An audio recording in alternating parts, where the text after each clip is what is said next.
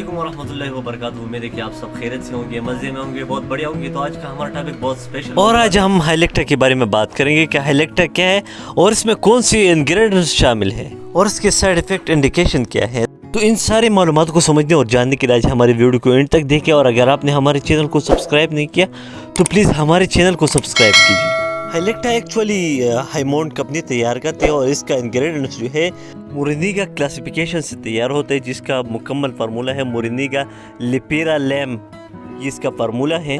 अब ये किस चीज़ के लिए इस्तेमाल होता है, अगर हम आजकल देखें तो हर माँ के बच्चे को दूध की कमी है और वो मुख्तलिफ आर्टिफिशियल दूध जो है, मिल्क जो है वो यूज़ करते हैं, जैसे कि BF1, लेक्टोजिन और ऐसे बहुत सारी कंपनियां इसकी आर्टिफिशियल दूध इस्तेमाल करते हैं।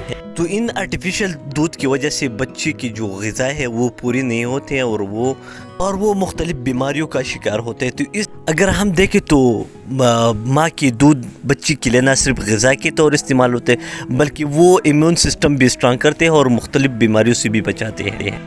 तो हाइलेक्टा इस नेचुरल दूध की कमी को पूरी करते हैं और बच्चे को माँ की दूध की फराहमी भी करते हैं। तो हाइलेक्टा इस दूध की कमी को पूरी करते हैं और बच्चे को सेहतमंद रखते हैं।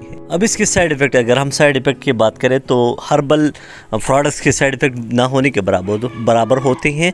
और इसके अलावा अगर आपको कोई इस्तेमाल करने से कोई सेंसिटिविटी पैदा हो जाए, हसासियत पैदा हो जाए, तो आप इस्तेमाल करने से गुरेज करें और इसके अलावा आप डॉक्टर की प्रिस्क्रिप्शन के बगैर इस्तेमाल ना करें। अब इसको इस्तेमाल कैसे करना है, तो अगर आपका पहला बर्थ है और बच्चे को बिल्कुल दूध की कमी है तो आप 2 टाइम दूध के साथ ले सकते हैं। इसके अलावा अगर आपके 2-3 बर्थ पहले हुए हैं तो और फिर भी दूध की कमी है तो आप 1 कैप्सूल जो है दूध के साथ ले सकते हैं। तो ये थे हमारे हाइलेक्टा के बारे में इंफॉर्मेशन। अगर आपको अच्छी लगे तो हमारे वीडियो को लाइक कीजिए और हमारे चैनल को सब्सक्राइब कीजिए।